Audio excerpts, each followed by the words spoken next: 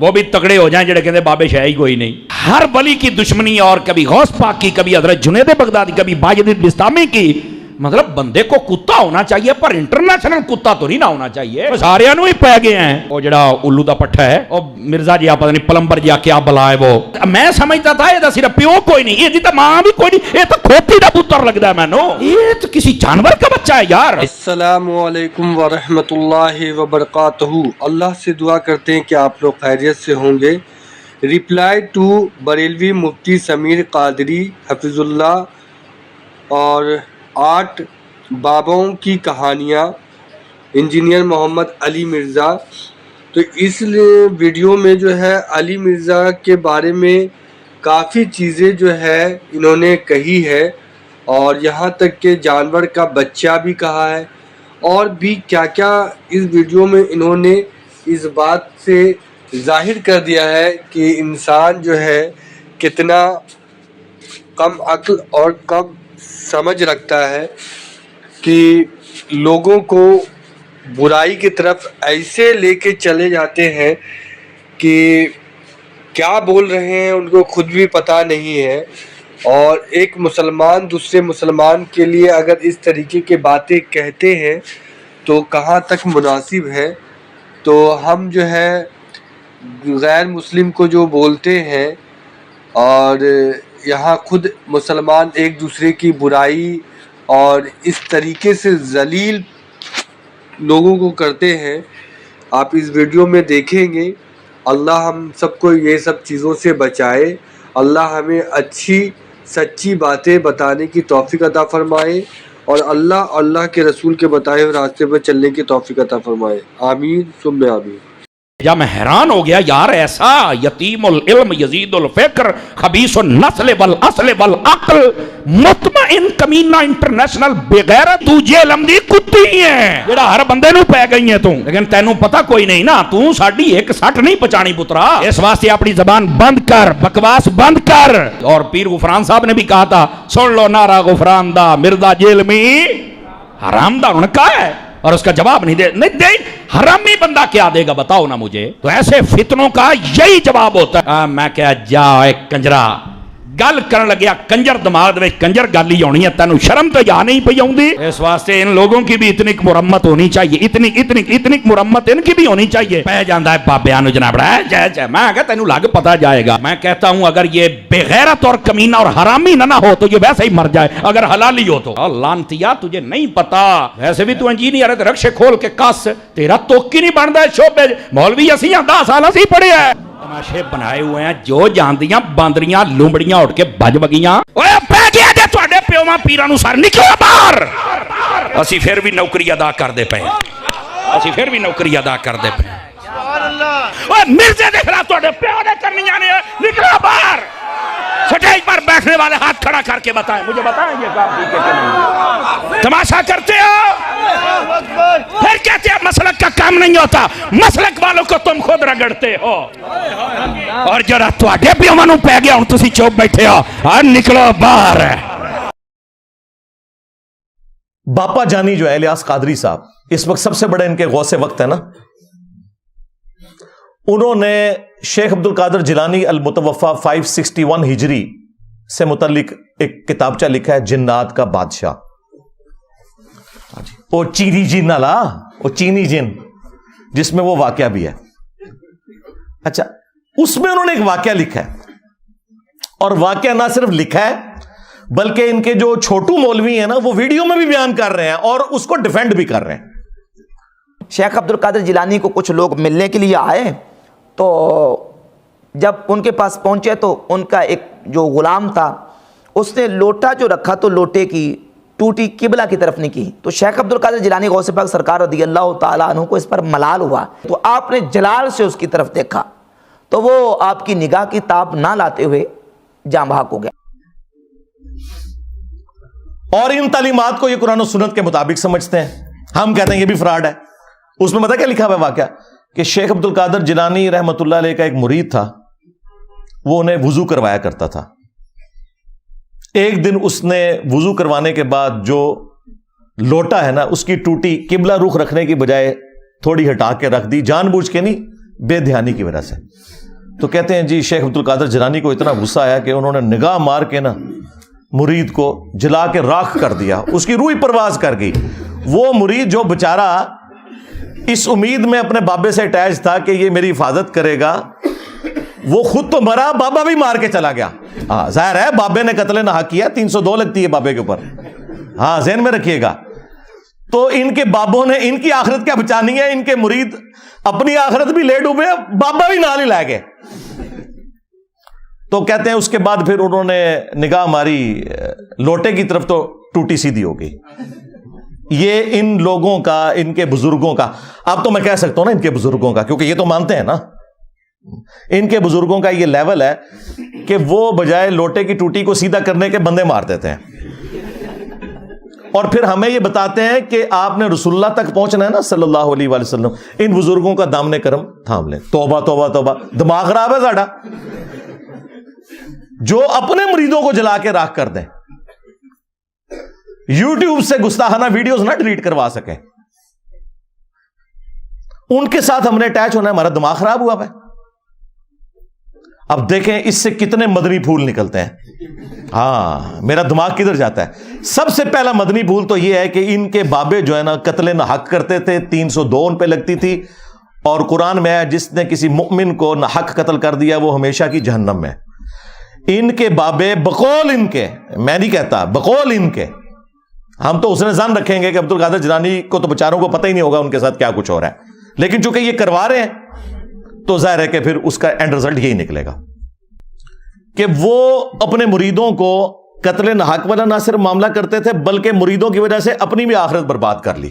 ظاہر ہے خود بھی جہنم میں چلے گئے قتل ناحق کر کے, تو قرآن کا فتویٰ ہے. آج تو آڑے بابے ہوں 302 کٹاوا ہونا ہوتے. اچھا اس کے بعد یہ رزلٹ نکلا کہ یہ جو ان کا دعویٰ ہے نا کہ یہ رسول اللہ صلی اللہ علیہ وآلہ وسلم کے دین کے پاسباں ہیں, امین ہیں, ان کی لیگیسی آگے لے کے چل رہے ہیں, یہ بھی بالکل فراڈ ہے. کیا رسول اللہ صلی اللہ علیہ وآلہ وسلم کا ایٹیچیوڈ یہ ہوتا تھا اپنے ساتھیوں کے ساتھ؟ بخاری اور مسلم دونوں اٹھا کے دیکھیں. انس ابن مالک کہتے ہیں 10 سال تک میں نے رسول اللہ کو وضو کروایا ہے صلی اللہ علیہ وآلہ وسلم. وہ کہتے ہیں میں چھوٹی عمر کا بچہ تھا, 10 سال کی عمر میں میری والدہ ام سلیم مجھے رسول اللہ کی خدمت کے لیے چھوڑ کے چلی گئیں, اور 10 سال میں نبی الاسلام کے ساتھ رہا. کہتے ہیں ان 10 سالوں میں کبھی ایسا نہیں ہوا کہ نبی الاسلام نے مجھے ڈانٹا ہو, مجھے کبھی یہ کہا ہو کہ تم نے یہ کام کیوں کیا, یہ کام کیوں نہیں کیا. وہ کہتے ہیں کئی بار نبی الاسلام مجھے کسی کام سے روانہ کرتے تو میں بچوں میں کھیلنا شروع کر دیتا. یار 10 سال کا بچہ کھیلے گا ہی نا. نبی الاسلام نے کبھی نہیں مجھے ڈانٹا. کبھی آپ صلی اللہ علیہ وآلہ وسلم گھر سے باہر نکلتے اور مجھے بچوں میں کھیلتے ہوئے دیکھتے تو پیار سے بلاتے, انیس, نام تھا انس, پیار سے بلاتے انیس, بیٹا میں نے تم نے فلاں کام کے لیے کہا تھا. وہ کہتے اچھا یا رسول اللہ میں جاتا ہوں. بس نہ ڈانٹا کبھی, نہ مارا پیٹا.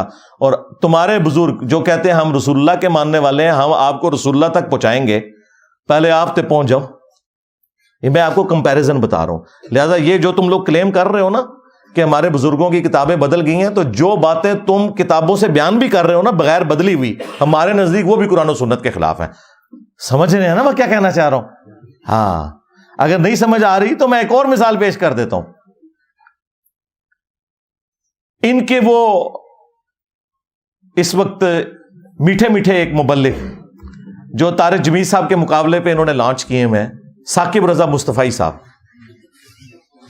ہائے ہائے ہائے ہائے, وہ خواجہ باؤ الحق نقشبند کے بارے میں بتا رہے ہیں کہ ان کی ایک مریدنی تھی. ہاں اس کو بادشاہ وقت نے ایک مینارے سے گرایا, ہاں, اور وہ بخارے میں تھے. وہ کہتے ہیں کہ مریدنی نے آخری وقت میں بجائے اللہ کو پکارنے کے نا بابے کو پکارا. اوکھے ویلے بزرگ کام آتے ہیں. تو آگے الفاظ دیکھیں اس ذمہ دار شخص کے. یہ کہتا ہے کہ جی وہ بزرگ آئے اڑ کے اور انہوں نے مریدنی کو کیچ کر کے, ہاں اس میں الفاظ ہے پکڑ کے, تو زمین پہ آرام سے رکھ دیا جب اس کو دھکا دیا جلاد نے. حضرت شاہ نقشبند بخاری علیہ رحمہ نقشبندیوں کے امام ہیں. آپ کابل میں تشریف لائے تو بادشاہ کے گھر میں کام کرنے والی ایک خاتون آپ سے روحانی نسبت قائم کر لیتی ہے. جو اس کی ہم منصب تھیں انہوں نے اس سے حسد کیا اور بادشاہ کے گھر کا زیور چوری کر کے اس پر الزام دھر دیا اور گواہیاں بھی دے دی. بادشاہ کو بڑا غصہ آیا. اس نے کوئی بات سنے بغیر کہا کہ اس کو لے جاؤ اور محل کی چھت سے اوپر گرا دو. خیر اس کو چھت پہ لے گئے. جب پھینکنے لگے تو اس کے دل میں خیال آیا، وہ کسی نے بتایا تھا کہ اوکھے ویلے بزرگ کام آتے ہیں، تو اس سے بڑھ کر اوکھا ویلا ہو کیا سکتا ہے. تو اس نے بخارے کی طرف منہ کر کے کہا، شیئا للہ چو گدائے مستمند المدد خواہم ز شاہ نقش بند. اور اتنے میں جلاد نے پیچھے سے دھکا دے دیا. جب وہ نیچے گئی تو حضرت شاہ نقشبند بخاری نے پکڑ کے آرام سے زمین پہ رکھ دیا. تو حیرت زدہ ہوگی، حضرت آپ کب آئے تھے؟ کہا تو از چبارہ آمدی من از بخارا آمدم. تو چبارے سے چل پڑی تھی، میں بخارے سے چل پڑا. اور بعد میں مریدنی پوچھتی ہے کہ حضرت آپ کہاں سے ہیں؟ تو انہوں نے کہا کہ تو مینارے سے چل پڑی اور میں بخارے سے چل پڑا اور نہر والے پل تے آ کے ملے دوئے. یہ تبدیل تو نہیں ہوا. ظاہر ہے ثاقب رضا مصطفی صاحب جب بیان کر رہے ہیں تو یہ واقعہ تبدیل تو نہیں ہوا نا. اس کے ساتھ تو ہم یہ کر سکتے ہیں نا سب کچھ. اور دوسری طرف بخاری مسلم میں حدیث ہے کہ ام عائشہ سلام اللہ علیہا کہتی ہیں کہ اللہ کے محبوب صلی اللہ علیہ وآلہ وسلم نے کبھی بھی کسی عورت کو بیعت کے لیے ہاتھ نہیں لگایا. اور ان کی حالت دیکھیں کہ ان کے جو پیر ہیں وہ مریدنیاں کیچ کرتے ہیں. اب میں نے تو نہیں ان کو کہا کہ نامحرم مریدنی کو کیچ کیوں کیا، یہ میں آپ کو کمپیریزن بتا رہا ہوں. اس کے بعد ایک اور واقعہ جو بڑا مشہور کیا ہوا انہوں نے، وہ کہتے ہیں کہ جی ابو الحسن خرقانی جو تھے نا، جو بایزید کے خلیفہ تھے، وہ خلیفہ بھی جا کے قبر پہ ہی ہوئے ہیں. مطلب ان کے مرنے کے بعد تو وہ پیدا ہو رہا ہے بندہ. تو محمود غزنوی جب سومنات پہ حملے کر رہا تھا تو اس کو کامیابی نہیں ہو رہی تھی، تو آخری دفعہ اس کے پاس ابو الحسن خرقانی کا ایک کرتا تھا جو اس نے اللہ کے حضور توسل کے طور پر پیش کرتے ہوئے دعا کی اور اسے فتح ہو گئی. اور رات کو خواب میں بابا جی آ گئے اور بابا جی ناراض ہیں. وہ کہتے ہیں کہ تو نے میرے کرتے کی اتنی کم قیمت لگائی ہے. اگر تو یہ کرتا اپنے ہاتھ میں پکڑ کے اللہ سے یہ دعا کرتا کہ ہند کی سرزمین میں قیامت تک کوئی کافر نہ ہو تو یہ سارے مسلمان ہو جاتے. حضرت ابو الحسن خرقانی ایک بزرگ گزرے ہیں. یہ حضرت بایزید بستامی کے سجادہ نشین تھے. اتنے بڑے آدمی تھے، اپنا جبہ دیا محمود غزنوی کو. جب مشکل آئی تو دعا مانگنا آگے رکھ کے اللہ فتح دے دے گا. تو محمود کہتے ہیں جب سومناتھ کے مندر نہیں فتح ہو رہے تھے تو میں نے بابے کا جبہ سامنے رکھ کے دعا کی تو اللہ نے مجھے فتح دے دی. کہتے ہیں بابا جی رات خواب میں ملے تو کہنے لگے تو نے کیا قیمت ڈالی میرے جبے کی؟ کہا حضور کیا مطلب؟ فرمانے لگے تو میرا جبہ سامنے رکھ کے دعا کرتا کہ یا اللہ ہندوستان کے سارے کافر مسلمان ہو جائیں تو اللہ نے توفیق ایمان دے دینی. یہ تو نے کیا دعا مانگی ہے؟ یہ تعلیمات بتاتے ہیں اور پھر سبحان اللہ پڑھتے ہیں. اور یہ واقعہ تذکرۃ الاولیاء کے اندر بھی لکھا ہوا ہے شیخ فرید الدین عطار نے. اب یہ واقعات بیان کرتے ہیں تو ہم اس کے مقابلے میں انہیں بتائیں گے کہ بھائی اگر ان کرتوں سے کوئی فرق پڑتا تو اس کائنات میں سب سے عظیم کرتا تو رسول اللہ کا ہے صلی اللہ علیہ وآلہ وسلم. صحیح مسلم میں حدیث ہے اسما بنت ابی بکر نے نبی الاسلام کا کسروانی طیالسی ایک کالا جبہ وہ نکالا اور انہوں نے بتایا کہ یہ وہ جبہ ہے جو نبی الاسلام پہنا کرتے تھے اور اس کے دھون کو ہم مریضوں کے لیے شفا کے طور پر استعمال کرتے ہیں. نبی الاسلام کا کرتا مبارک جو صحیح تبرک بھی ہے جس سے صحابہ کرام نے تبرک بھی حاصل کیا، وہ کرتا جب نبی الاسلام خود پہنتے تھے اس کرتے کو دیکھ کے تو مشرکین عرب نے اسلام قبول نہیں کیا. اور اس کے بعد رومنز اور پرشینز کے خلاف جب صحابہ کرام نے جنگیں لڑی ہیں تو وہ کرتا تو نہیں لے کے گئے جس طرح یہ ابو الحسن خرقانی کے کرتے سے دعا کی ہے. انہوں نے تو رسول اللہ کے کرتے سے کوئی دعا نہیں کی ہے. وہاں تو 8,500 صحابہ اور تابعین شہید ہوئے ہیں جنگ قادسیہ میں, ہاتھیوں کے نیچے بھی آئے کئی. تب جا کے وہ پرشین امپائر جو ہے وہ مسلمانوں کے پاس آئی ہے. اور جنگ یرموک میں بھی ہزاروں صحابہ اور تابعین شہید ہوئے ہیں. تب جا کے رومن امپائر کی کمر ٹوٹی ہے. ادھر تو کوئی کرتے نہیں لے کے گئے, سب کہانیاں بنائی ہوئی ہیں. پھر ہمارے وہ جو مرشد ہیں مصباحی صاحب, ہاں اب مصباحی صاحب جو کچھ بیان کر رہے ہیں بزرگ ہی لکھ کے گئے ہیں. یہ کشف المجوب میں واقعہ لکھا ہوا ہے. اوپر دیکھا تو سونا, نیچے دیکھا تو سونا, درخت سارے کا سارا سونے کا اور پتے سونے کے اور جڑیں بھی. ہاں نا اینڈ تے کہندے ہاں نا, یعنی میں بھی ہوتے ہی سا. ہاں یہی مطلب ہوتا ہے نا. داتا حضور کشف المحجوب میں لکھتے ہیں یہ فکرے ان کی زبان سے تب ادا ہوئے جب اس درخت کے نیچے تھے جس کے اوپر میں چڑھا ہوا تھا. آپ فرماتے خدا کی عزت و عظمت کی قسم, پورا درخت, اس کی ٹہنیاں, اس کا تنا, اس کی جڑیں بھی سونے کی ہو گئی. سارا, ہاں سارے سونے کا ہو گیا.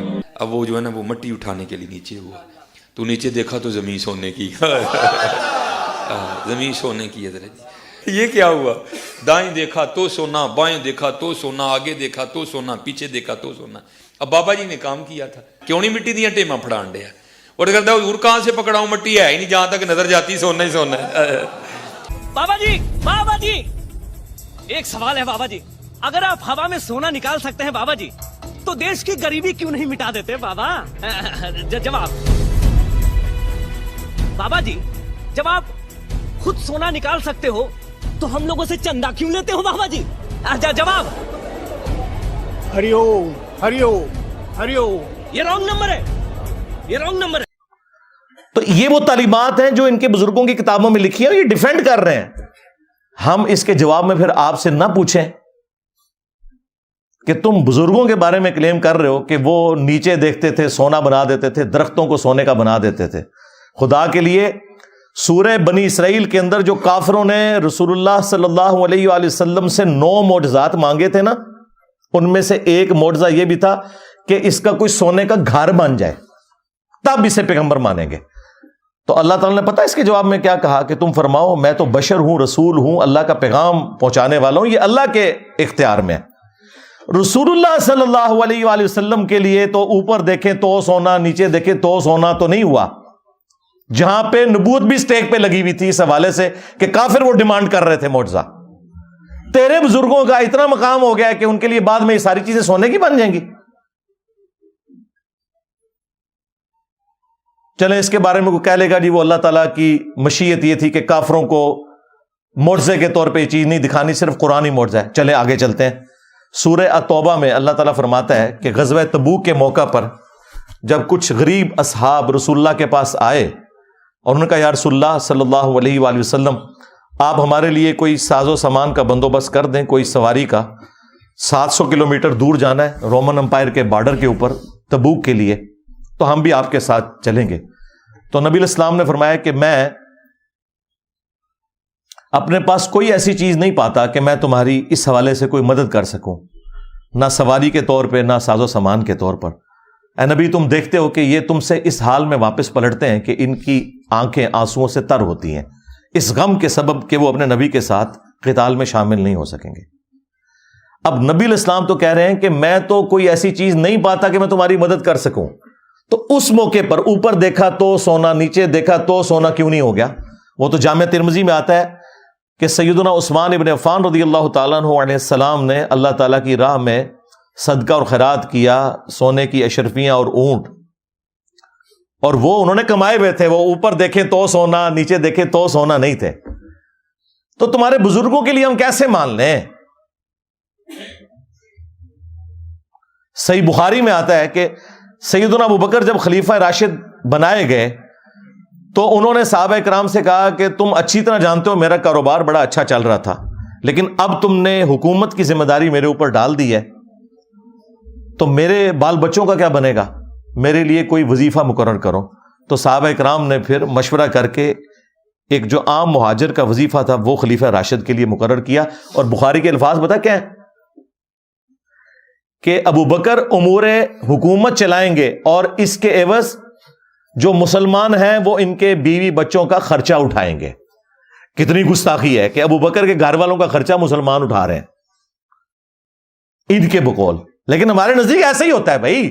یہ نہیں ہوا کہ حضرت ابو بکر نے مسلح اٹھایا تو نیچے سے سونا نکلا ہے. نہیں نکلتا ایسے سونا, ایسا تو نہیں ہوتا. اوپر دیکھیں تو سونا, اور دیکھیں یہ لوگ دعوے کرتے ہیں ہم جی صحابہ کرام اور اہل بیت کے ماننے, اور نسوے تو ہیں تو انہوں پتہ ہی نہیں صحابہ کرام اور اہل بیت دا کوئی.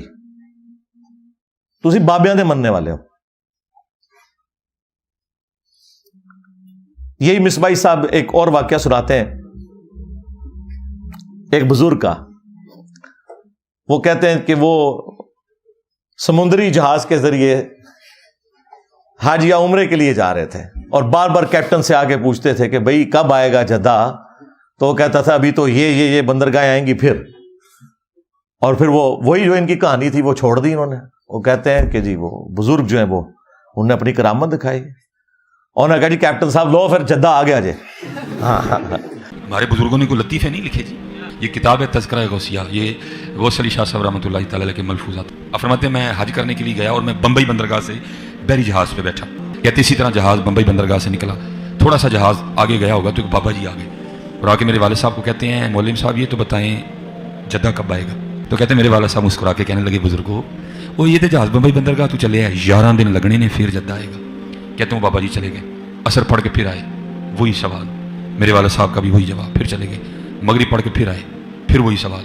کس دفعہ میرے والد صاحب بھی غصے میں آ گئے, کہنے لگے بابا جی گل نہ کریے, بار بار نہ ہو میرے کا, میں تو 11 دن تو پہلے لیا نہیں سکتا, جو تسی لیا سکتے ہو تو لے آؤ. کہتے ہیں وہ بابا جی میرے والد صاحب کو کہتے ہیں پھر سب سے پہلے کون سی بندرگاہ آئے گی. کہتے ہیں میرے والد صاحب نے کہا مخا, پھر کون سی آئے گی حدیدہ, پھر کون سی آئے گی عدن, پھر کون سی آئے گی. میرے والد صاحب نے کہا جدہ. تو بابا جی کہتے ہیں پھر ویکھو جدہ آ گیا جی. تذکرہ غوثیہ. ہمارے بزرگوں نے کوئی لطیفے نہیں لکھے جی. انہوں نے پتا سی کہ جدے تو بعد انجینئر صاحب نے بھی آنا ہے. اتنا بڑا بلنڈر بابے سے ہو گیا. یہی میں کہتا ہوں ان بابوں کو نہ قرآن کا پتہ, نہ سنت کا پتہ, نہ ان کو نماز ٹھیک آتی ہے, نہ انہیں زکوٰۃ کے مسائل پتہ ہے, نہ انہیں حج کے مسائل پتہ ہے. اتنی بڑی خرابی ہو گئی کہ جو احرام باندھنے کی جگہ تھی میقات, وہ یہ سب کانٹیننٹ سے وہ جا رہے تھے, وہ کہہ رہے تھے کہ یہ اس طرف سے جا رہے تھے. یلملم ایک جگہ آتی ہے جو جدے سے بہت پہلے آتی ہے. ایون جہاز کے پائلٹ کو بھی پتا ہے, آپ عمرے کے لیے جائیں وہ اناؤنسمنٹ کرتے ہیں کہ یلملم آنے والا ہے, اگر کسی نے احرام نہیں باندھا ہوا یا احرام باندھا ابھی تک نیت نہیں کی تو نیت کر لے, کیونکہ اس کے بعد تو دم واجب ہو جائے گا. ان کے بابے نے ڈائریکٹ جدے پہنچا دیا جہاز, وہ کوئی نہیں پہنچا, کہانی پہ کراندہ جائے. لیکن چلو یہ تو کہتے ہیں نا پہنچا. ہم کہتے ہیں جس بابے کو مسائل نہیں پتا پکڑ کے مفت میں پورے کے پورے بحری جہاز کے اوپر جو ہے نا وہ دم واجب کروا دیا. سینکڑوں لوگ سوار ہیں, سینکڑوں بیڑے آپ جا کے ڈھونڈے, یعنی نیکی کی تھی کہ الٹا مصیبت ہی پا چھڑا. اور یہ شوق سے بیان کرتے ہیں, یعنی پورے جہاز کو اڑا کے وہاں پہ پہنچا دیا. یہ نا جہاز تو اٹکل بنیا تھے کوئی نہیں, ہاں نہ تم سے سٹیم انجن بنا, نہ تم سے ہوائی جہاز بنا. پوری زندگی تمہارے بزرگ مکے مدینے جاتے رہے, ٹھیک ہے, کسی کو تیل نظر نہیں آیا. تیل جا کے 1960 میں جا کے جو ہے وہ ارامکو کمپنی جو امریکہ کی, انہوں نے جا کے وہاں پہ نکالا تیل. تو بزرگ کدھر رہے, سب کہانیاں کراتے رہے. اچھا اب میں آپ کو بتاؤں, مسلم شریف میں لکھا ہوا ہے بنو سلمہ ایک چوراہے پر کھڑے ہوئے تھے, نبی علیہ السلام پاس سے گزرے, آپ صلی اللہ علیہ وآلہ وسلم نے پوچھا کس لیے کھڑے ہو, تو انہوں نے کہا یا رسول اللہ ہم دور گاؤں ایریا سے آتے ہیں تو نماز میں لیٹ ہو جاتے ہیں, ہم نے ارادہ کیا کہ ہم مسجد نبوی شریف کے پاس مدینہ شریف میں ہی شفٹ ہو جاتے ہیں تاکہ نماز پہ ہم ٹائملی پہنچ جائیں. تو آپ صلی اللہ علیہ وآلہ وسلم نے فرمایا کہ تم لوگ جتنے قدم چل کے آتے ہو نا تو اتنا ثواب تمہارے نامہ اعمال میں لکھا جاتا ہے. تو پھر بنو سلمہ نے مدینہ شریف میں شفٹ ہونے کا ارادہ ترک کر دیا. اب مجھے بتائیں اس وقت رسول اللہ نے یہ مشورہ کیوں نہیں دیا کہ اڑ کے آ جایا کرو, بعد میں بابے جو اڑیں گے. او بھائی کوئی نہیں تھا اڑتا, اس کا مطلب صحابہ کرام کو ایکٹنگ میں نہیں کر رہے تھے, وہ نہیں اڑ سکتے تھے بےچارے, اسی لیے مدینہ شریف شفٹ ہو رہے تھے. یہ ہے کتابوں کا دین. یہ میں آپ کو کمپیریزن ساتھ ساتھ اس لیے کروا رہا ہوں تاکہ آپ کو پتہ چلے کہ مرنے سے پہلے اے مسلمان کر لے اس پہ غور. کتابوں کا خدا اور ہے, بابوں کا خدا اور. اگرچہ بابے بھی اسی خدا کو مانتے ہیں لیکن یہ کوالٹیز بالکل ڈیفرنٹ ہیں. قرآن و سنت میں آئی ہوئی تعلیمات بالکل ڈیفرنٹ ہیں. اس طرح کی تعلیمات یہ لوگ پبلک کے اندر مشہور کر رہے ہوتے ہیں.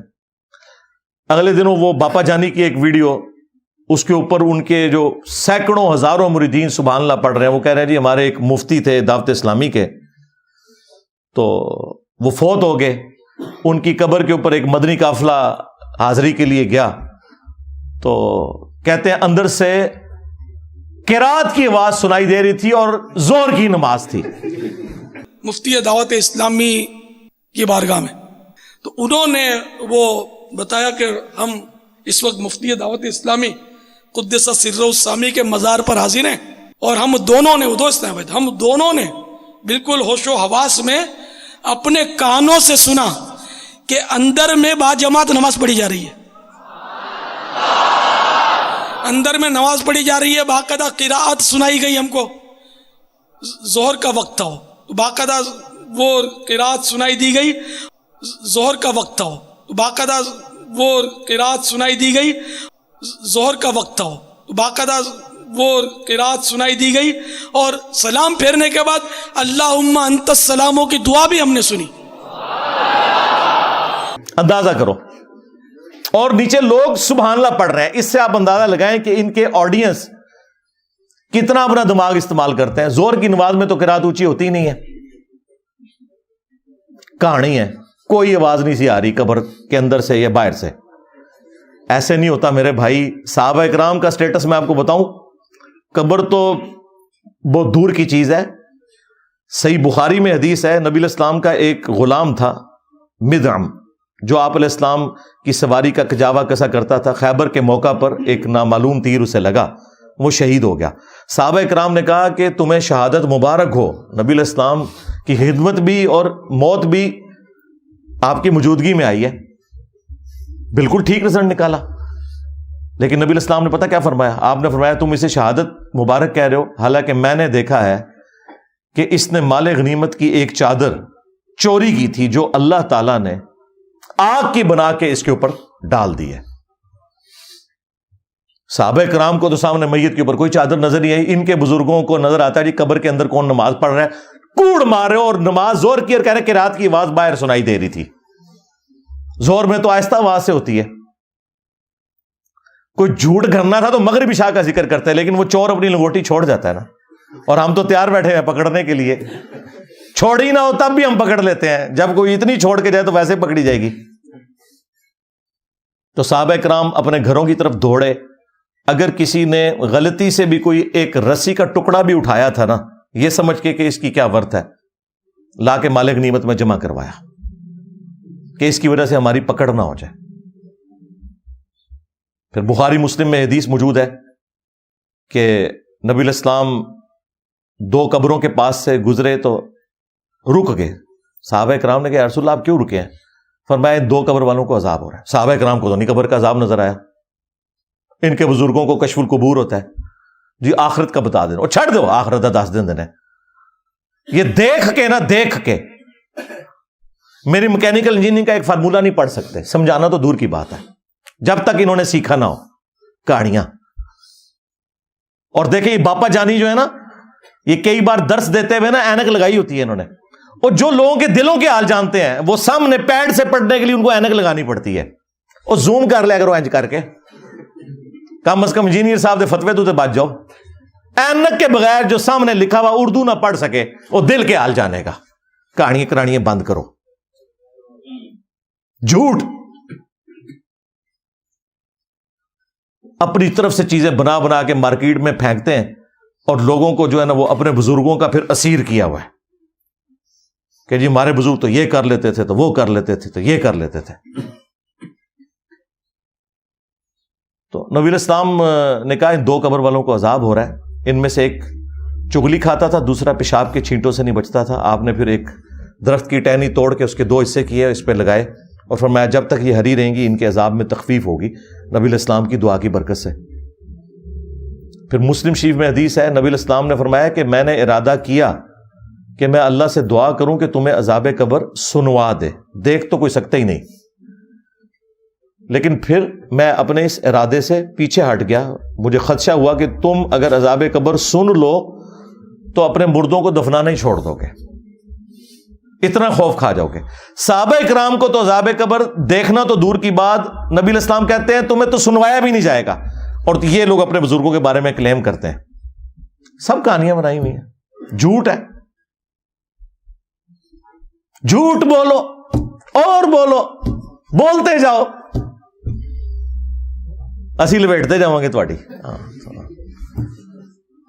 اینڈ ریڈی نے گچھی انہوں آگ لا دیں گے قرآن و سنت کے دلائل سامنے رکھ کے۔ کہانیاں بنائی ہوئی ہیں، جھوٹ پہ جھوٹ بولتے جاتے ہیں۔ تو یہ وہ تعلیمات میں آپ کو بتا رہا ہوں موٹی موٹی جو ان کے کلیم ہیں۔ اور جی بزرگ تھے تو وہ ان کا ایک مرید تھا، اس کی بیوی حافظ قرآن تھی، وہ بیچارہ کوہرا تھا، وہ پریشان ہو گیا، بیوی نے کہا میرے نڑے نہ لگے جو تک تو بھی حافظ نہ بڑھے۔ تو ٹائم قیامت تک کی وہ جناب پریشان ہو کے پیر صاحب کے پاس پہنچا، پیر صاحب نے کہا جی کہ جی صبح، اور یہ وہ واقعات جو انہوں نے کتابوں میں لکھے ہوئے ہیں، بیان کرتے ہیں، یہ وہ ہیں جو تبدیل نہیں ہوئی ہوئی، یہ وہ چیزاں نے کہتے ہیں جی وہ پیر صاحب نے صبح کے وقت جب سلام پھیرا فجر کی نماز میں، دائیں طرف جتنے تھے حافظ قرآن بن گئے، بائیں طرف جتنے تھے ناظرہ بن گئے، اور لوگ کہتے ہیں سبحان اللہ۔ اس طرح کوئی حافظ قرآن بنتا ہوتا تو صحابہ صفا کا جو چبوترا ہے 155 صحابہ کا، ان میں سے جو احادیث روایت کرنے والے صحابہ ہیں وہ تو چند ایک ہیں، حضرت ابو ہریرہ رضی اللہ تعالیٰ عنہ، اور ان کے لیے بھی خاص دعا تھی، بخاری مسلم میں آئی، تو وہ حدیثیں نہیں بھولتے تھے۔ وہ کہتے ہیں میں بھول جاتا تھا، پھر حضور نے میرے لیے دعا کی، میں پھر جو بھی نبی علیہ السلام سے سنتا تھا یاد کرتا تھا۔ لیکن انہوں نے بھی یہ نہیں ہوا کہ نبی علیہ السلام نے کوئی دائیں طرف سلام پھیرا تو ان کو ساری حدیثیں یاد ہو گئی ہیں، محنت سے یاد کی ہیں بعد میں بھی۔ یہ میں آپ کو فرق بتا رہا ہوں، ورنہ یہ اتنے لوگوں کی نبی علیہ السلام تعلیم کا اہتمام کیوں کرتے تھے؟ حتیٰ کہ مسند احمد میں آیا کہ غزوہ بدر کے جو قیدی تھے کافر، وہ چھوڑنے کے لیے یہ ان کے لیے فدیہ مقرر کیا گیا، جن کے پاس پیسے نہیں تھے، کہ تم لوگ مسلمانوں کو لکھنا پڑھنا سکھا دو۔ نبی علیہ السلام نے تو نہیں کہا کہ بھی جس نے لکھنا پڑھنا سیکھنا ہے میرے پیچھے نماز نیت کرے، دائیں طرف سلام پھیروں گا سارے حافظ ہو جائیں گے، بائیں طرف سارے ناظرہ ہو جائیں گے۔ اس کا مطلب ہے کہ جو کچھ تم اپنے بزرگوں کے بارے میں کلیم کر رہے ہو نا، واقعات، وہ سب کے سب خود فراڈ کے اوپر مبنی ہے۔ ہم جو تم لوگ صحیح بیان کرتے ہو نا وہ بھی صحیح ماننے کے لیے تیار نہیں۔ جی شیخ عبد القادر جیلانی نے فرمایا کہ میرے سلسلے میں جو بھی داخل ہو گیا تو اللہ تعالیٰ نے مجھ سے گارنٹی مجھے دی ہے۔ اندازہ کرے غیر پیغمبر جو 500 سال بعد آیا اس کے بارے میں ایک کلیم کر رہے ہیں، اللہ نے اسے گارنٹی دے دی ہے۔ رسول اللہ کے بعد جو کہہ رہے ہیں نا مجھے اللہ نے گارنٹی دی ہے، تو سمجھ لو کہ اے مسلمہ کذاب دا چھوٹا پراج ہے، خواہ غلام قادیانی دجال ہے یا کوئی اور ہے۔ ہم نہیں کہتے کہ عبد القادر جیلانی نے یہ کہا ہوگا، لیکن ان کی ضد ہے۔ ہم کہتے ہیں اگر ضد ہے تو لو سامو، پھر فتویٰ لو ساڑھے کو لو۔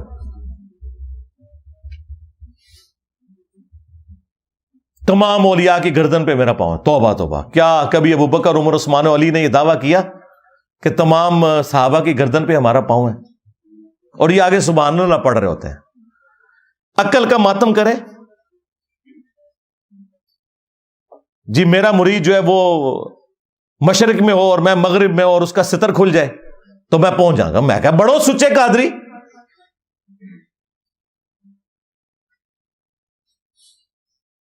نیچے پجامہ یا کوئی انڈر ویئر پہن کے تو پبلکلی آپ لوگ اپنی تہمت کھول کے بتائیں اور شیخ عبد القادر جیلانی آ کے آپ کی تہمت باندھ دیں۔ وہ کہتے ہیں نہیں اس طرح تو بزرگوں کو چیک تو نہیں کرنا چاہیے نا، یہ تو ویسے انہوں نے فرمایا تھا۔ اور پریکٹیکلی ایک ہوا ہے انڈیا میں، ایک مولوی ان کا قادری تقریر کر رہا تھا، بڑا اچھل کود رہا تھا، اس کی شلوار اتر گئی۔ وہ آپ نے ویڈیو دیکھی ہوئی ہے نا؟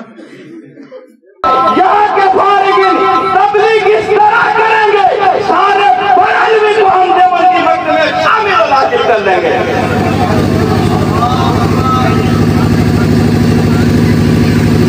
نعرہ تکبیر، نعرہ رسالت، علماء اہل سنت۔ اور کوئی نہیں شیخ عبد القادر جیلانی اس کی شلوار اوپر کرنے کے لیے آئے۔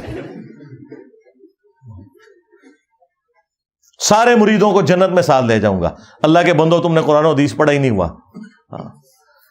سورہ الشعراء میں جب وہ آیت نازل ہوئی کہ اپنے قریبی رشتہ داروں کو ڈر سنائیے، تو بخاری اور مسلم دونوں میں یہ حدیث موجود ہے، نبی علیہ السلام نے اپنے چچا عباس کو مخاطب کیا، اے نبی کے چچا عباس، میرے مال سے جو لینا ہے لے لے، اگر اللہ کے حضور پکڑا گیا تو میں تیرے کچھ کام نہیں آؤں گا۔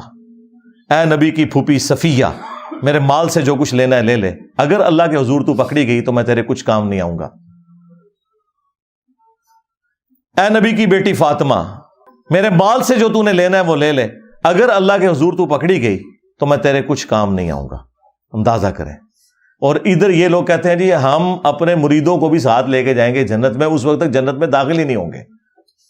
اللہ سے ڈر جاؤ، یہ تکبرانہ جملے کہ اولیاء کی گردن پہ میرا پاؤں ہے۔ اچھا پھر یہ بھی یہ پورا قصیدہ ان کی طرف قصیدہ غوثیہ منسوب کیا ہوا ہے، اور وہ پیر میر علی شاہ صاحب کے دربار کے اوپر نا جمعے کے دن مصطفیٰ جان رحمت پہ لاکھوں سلام تو کبھی کبھار ہی پڑھا جاتا ہے، قصیدہ غوثیہ برل وہاں پہ پڑھا جاتا ہے۔ یہ قیامت تک سورج جو طلوع ہوگا وہ مجھے میری اجازت سے طلوع ہوگا، مجھے بتائے گا کہ کیا کچھ ہونا ہے، پتہ نہیں کیا کچھ کہانیاں لکھی ہیں نے، مطلب وہ جو کوئی صحابی بھی نہیں سوچ سکتا اپنے بارے میں۔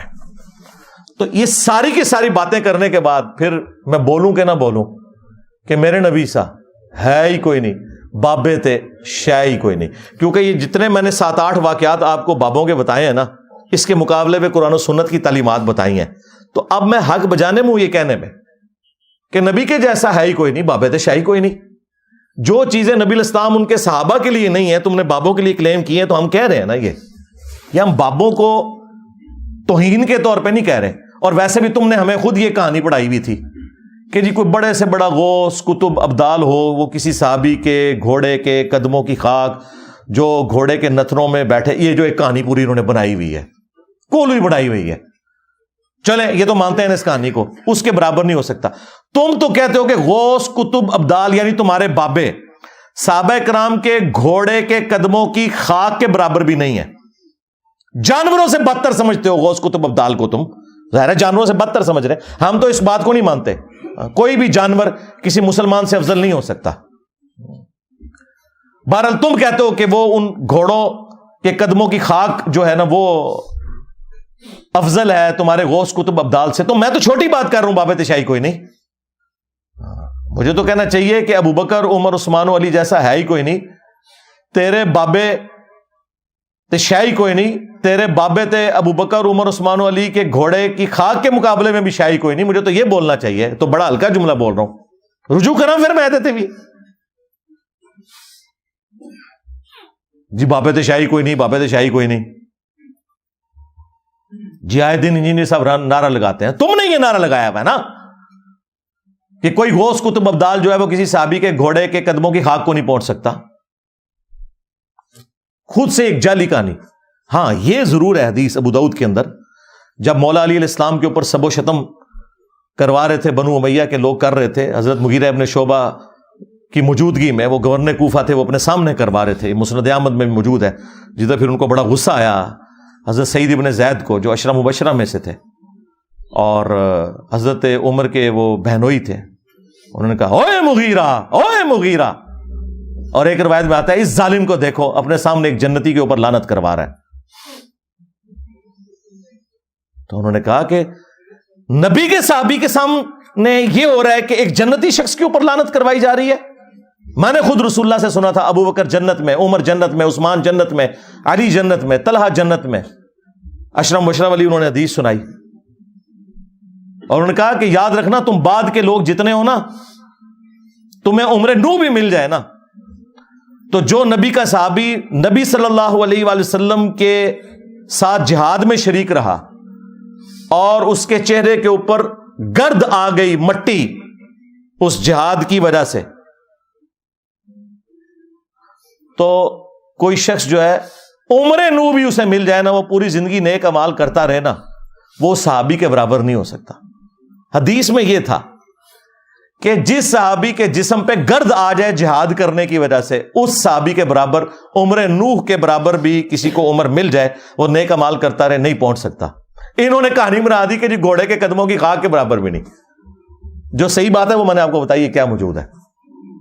تو جب تم کہو کہ کوئی بڑے سے بڑا غوث کتب ابدال کسی صحابی کہ گھوڑے کے قدموں کی خاک کے برابر نہیں، تو تم خود ہی کہہ رہے ہو نا بابے تے شاہی کوئی نہیں.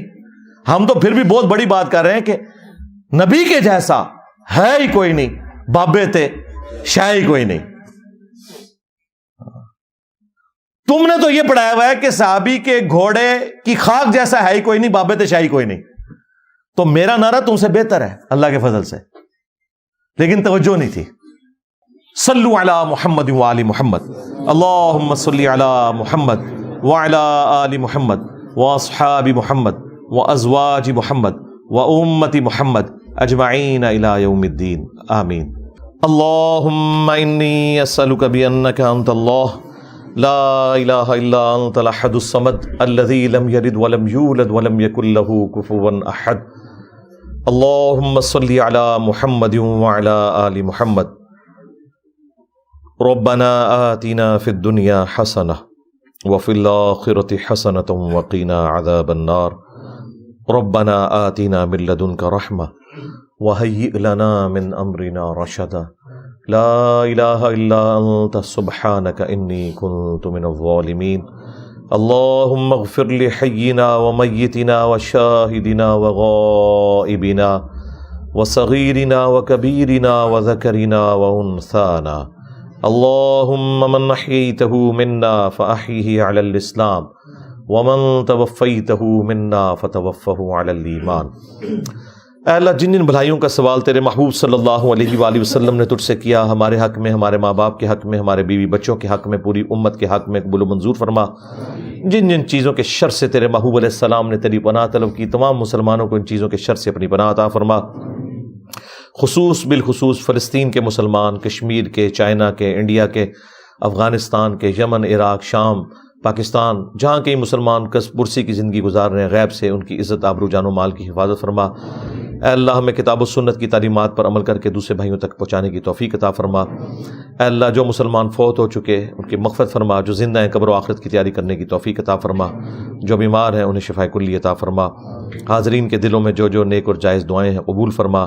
تمام مسلمانوں کی تمام دینی، دنیاوی، جسمانی، روحانی، ظاہری، باطنی پریشانیاں، تکلیف، مصیبتیں، دکھ تر، بیماریاں، دشواریاں دور فرما. اے اللہ، ہمارے ملک پاکستان کی خیر فرما، پورے عالم اسلام کی خیر فرما. عالم اسلام کو اندرونی اور بیرونی خطرات سے محفوظ فرما.